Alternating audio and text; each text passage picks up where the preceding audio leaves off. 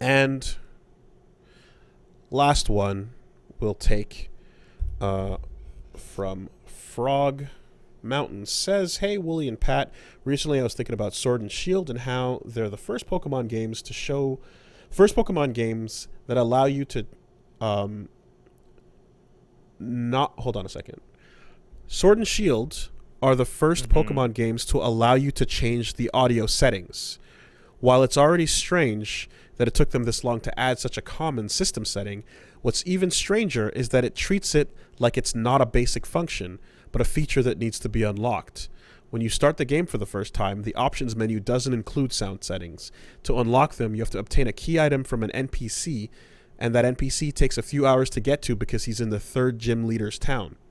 He's not visually distinct from any other random NPC, and literally just the volume levels. He's not distinct from any other NPC standing in town. He's in a random alley. If you never talk to him, he's easily overlooked. You can go the entire game without being able to change how loud the music and sound effects are. No, getting the item from him does not set a permanent flag in the sound settings in the options menu. So if you start a new save, you lose access to your sound settings and you have to talk to him again. Can you think of any other game that has this level of bizarre restriction to a basic function? That is incredibly stupid. Yeah, that is ridiculous. Game Freak has done this with other features. You have to earn the right to change your volume. Like, what do you think people change the volume for? Like, do you think it's like always just for fun? Like, it's not a matter of like enjoying the experience more because one thing is too loud or they're in a circumstance where you want to hear it less? This is the kind of... I'm going to talk out my ass for a second, but this reminds me of when New Vegas mods add new functions and they put like a controller item in your inventory instead of being able to bake it into the game's menu system. And I'm like, do they not know how to just make a sound option? Do they just literally not know how? I think it's as simple as they just didn't care about it. Excuse me, it was just an unimportant feature. And when they eventually did, it was like, oh, well, here, it'll be a bonus. In-game. I'm seeing people saying that Black and White had an easy mode you could only unlock by beating the game?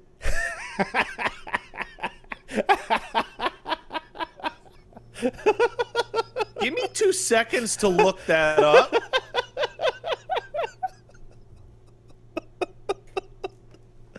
Oh, yeah, that is fucking choice.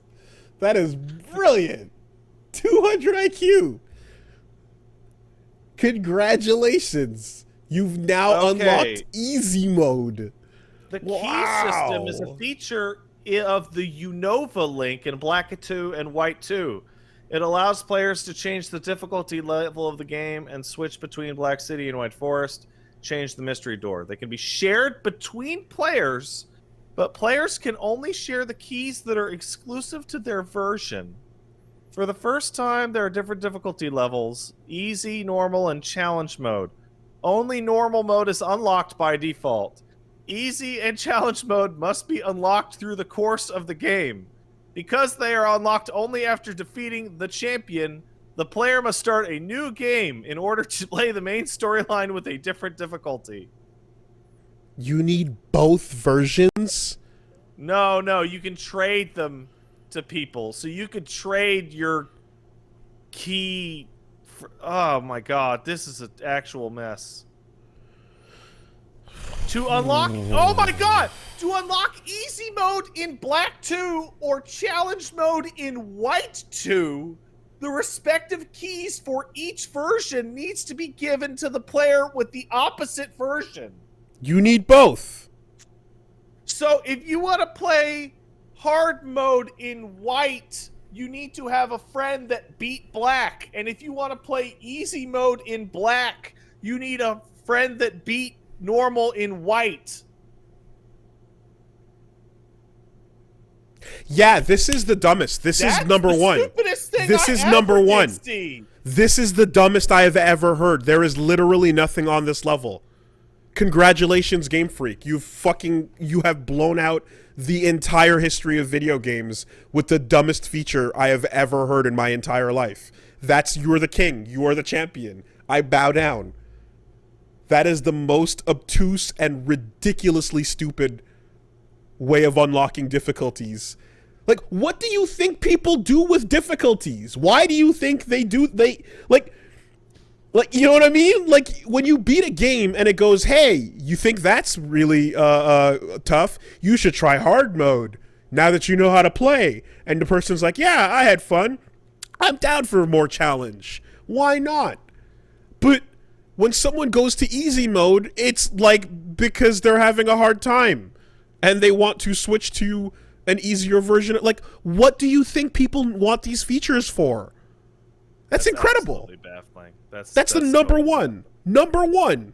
Okay, well, like, I was going to bring up that, like, to answer the person's question, I feel the only similar thing that baffles me in that regard is any game with a cold open.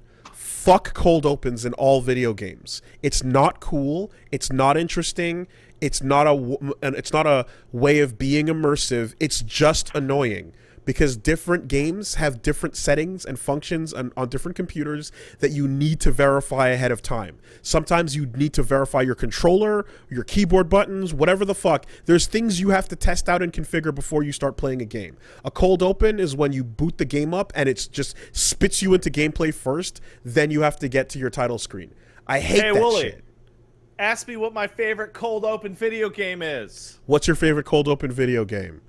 Horizon Zero Dawn on Steam kicks you into the fucking intro, which is like 20 minutes long before you can choose your video settings. So it fucking defaults every new player to like 480p full screen, and the game looks like fucking garbage. If I'm not mistaken, FTL does this. Doesn't FTL spit you into a cold open as well? Because I remember booting it up right into gameplay and having like resolution issues. Don't fucking do this, guys. Like, actually give people the option to change settings before you do it.